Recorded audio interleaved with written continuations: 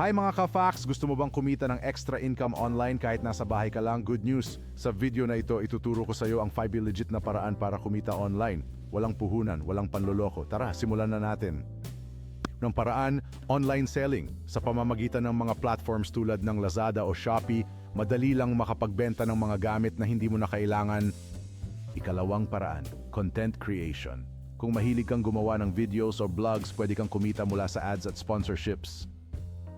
Ikatlong paraan, online tutor. Magturo ng iba't ibang subjects mula sa bahay gamit ang Zoom o Skype at kumita habang tumutulong sa mga estudyante.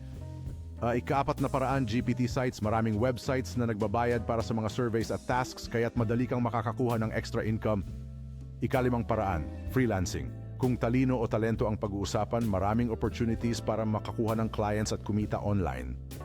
Ayan, 5 legit na paraan para kumita online ngayong 2025. Alin dito ang gusto mong subukan? Comment mo sa baba.